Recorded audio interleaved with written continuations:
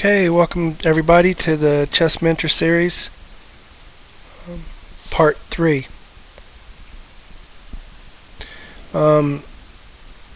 It's black to move in this position, so please pause your videos and try to find the solution for black.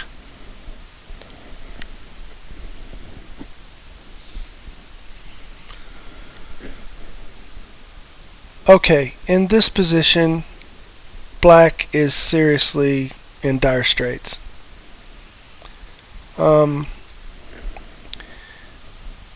He's down a piece, his king is in horrible shape, and he's about to get checkmated. So the preconditions for a perpetual are there. His king can't move, and he's down a lot of material. So if you can find a way to get rid of your queen, your most mobile piece, and get the pawn on g5 to where it can't move, then you might be able to get a stalemate as well. So those are your two options. Maybe you can use both of them. So black plays queen to d5, check. Because in this case, either piece taken, the queen, will still guard this very important square to where the king can't move. So let's say queen takes queen. And now the b4 pawn gives itself up as well with check. No matter who takes the pawn, or if the pawn's even captured at all, black's next move will be stalemate. He'll be stalemated no matter what.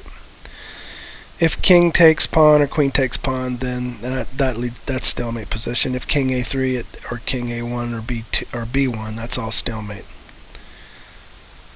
So if you don't take the queen, well, black has a choice to, and I wouldn't advise it, but black could take the bishop, but the fact that his king is so horribly out of play. Well, yeah, actually the black can take the queen. So so taking the queen is forced actually.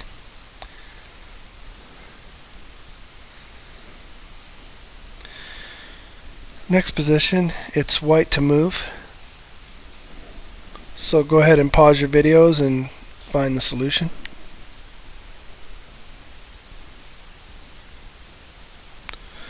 Okay, if you're looking at this, then you realize that black has a pretty serious threat.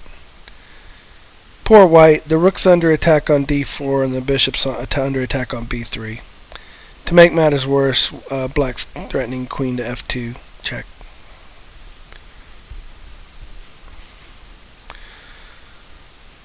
So if you're able to see this move, then you're definitely doing the tactical work that you need to do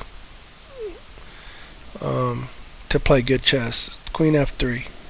So queen f3 guards the bishop and attacks the rook and defends f2. It does a lot of stuff. So black has no time for queen takes rook, because of queen, the white queen will take the rook on f8 and mate.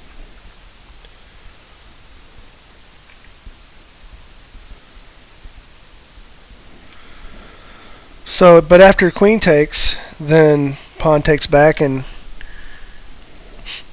white's up a healthy piece. And I wouldn't be discouraged about my pawn structure in the least. You're not always going to be able to play with perfect pawn structure. I think that's something that needs to be said much more than it is. People get so hung up on their pawn structure and having perfect little pieces and perfect little pawns and optically beautiful positions that aren't that good. So I got over all of that in my play when I started playing the Sveshnikov variation of the Sicilian, which I allow white to have a nice hole in my position on d5. I get doubled pawns, you know. And once you learn that there's a lot of dynamics to chess and it's not all about this pretty static looking stuff, then you can improve. Okay, soapbox off. Get off the soapbox there. I see it a lot though. People are really hung up about their pawns. Okay, here white is really having his way. I mean, he's about to play rook h8 checkmate, and it doesn't look like there's any defense. But black should note one thing that he does have in his advantage is a healthy supply of material. He has at this point an extra rook and knight, or rook and a couple of minor pieces, I'm sorry. So rook, knight, and bishop, extra. So he can sack stuff. Now the thing that he wants to do is he wants to try to defend this. He wants to trade this queen off basically, using this file here, or this diagonal. That's the hint. So is there a way that he can clear off this file? There sure is. Knight c3 check. Okay, if king c1, then queen a1 is checkmate. If king c1, queen a1 is checkmate, so pawn takes knight. And now we have the other knight checking. It always has to be a forcing move, because if it's not a check, then rook h8 is mate. And now king c1, now the queen comes to the diagonal and forces the king to take our knight, and now queen takes pawn check, and we're attacking the queen on f6. We've done our job. Queen takes, pawn takes, king takes, and we are up a whole rook for a pawn, winning. So we'll go back through the position again. If we look at this, the idea or the concept here is called simplify by overpowering. You're going to overpower white and force him to simplify. Go through the example again. I think it's a powerful example. So knight check, pawn takes is forced. Knight check again, has to be a forcing move. King b2 here wouldn't work because of queen a3 check, mate. So king is forced to go to c1, queen a1 check. All these moves are check.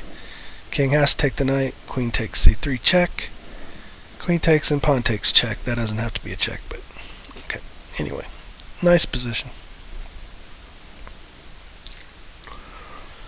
Okay, here we have a bad position for white have to deal with.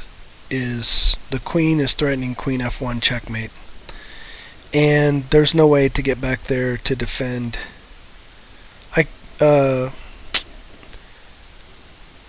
If you play queen to g5, then let's see, how would that go down?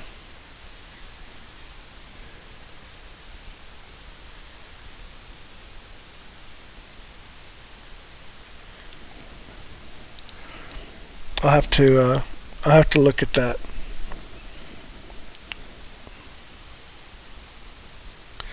The play here is to, I guess the queen g5 might, I don't know if it shouldn't work, because this is an example that someone gave.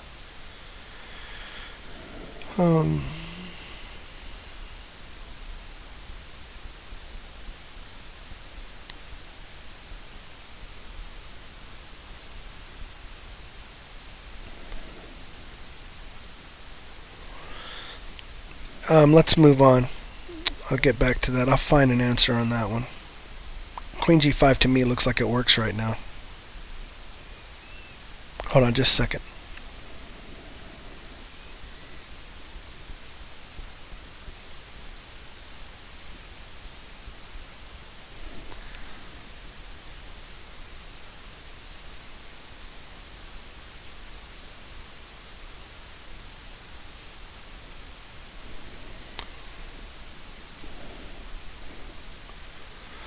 Okay, sorry for that.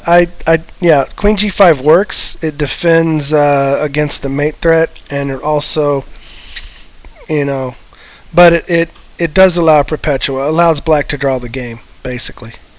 So after Queen G5, check, and we have a perpetual check. So white doesn't want that. White's up a piece. So that's the problem. So white wins by playing a decoy move, queen to f8 check. These are nasty little moves because they kind of go against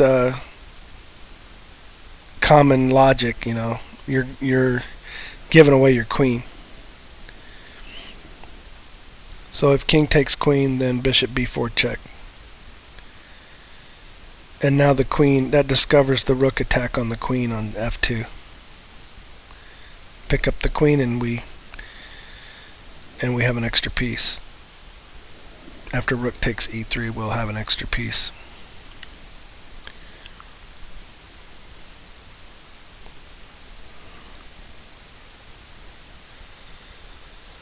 Okay, in this position, it's black to play. Black has to deal with, I think a lot of players are very scared of attacks against their king. I know I am. It's only after you start developing some defensive technique that your sense of danger kicks in when it's appropriate, and your ability to calculate and know when these attacks are failing also helps you, because you don't have to defend against an attack that fails. You can allow it to happen and just say thank you. So in this case, black has to castle. I mean, if he doesn't castle, he's going to be stuck in the center. It looks like there's a lot of pieces poised around his king, but after castle, then we have this typical idea where the bishop goes to h6 and hits the g7 point. So, but after a simple knight retreat, knight e8, then there's no way that white can make any progress on the attack. I mean, knight takes, pawn on e6, pawn takes knight, bishop takes, king to h8 isn't going to help. And after rook ad1, then the king just sidesteps the bishop, now threatening to take the bishop, and black has an easy game. He can untangle himself, and he's okay.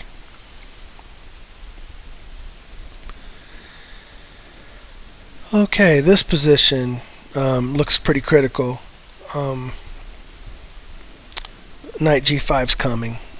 Black's gonna have to weaken his castle position. But after a simple move like knight c8, yes, the knight has to retreat and to the back rank, cut off the rook communication. But once the queens are traded, black's not going to have a worry in the world.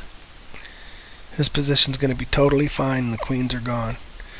That's a common theme that people use a lot. I use it a lot.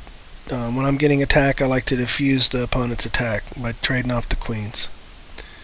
It's very annoying to the attacker, and if you're defending, I'd rather play a queenless middle game than have to defend against an attack and keep my queen on the board. I think knight g5, just h6, and you're going to force the trade of queens. And if the queen doesn't trade, then and drops back to say h3 or something, or drops back, then he's not attacking anymore.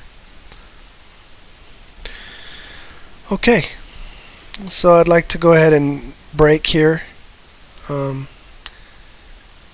I'll pick it up next time.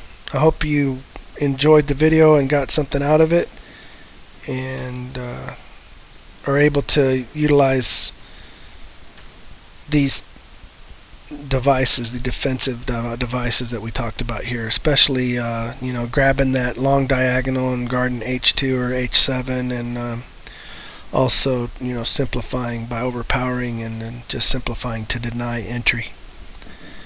Okay, until next time, thank you.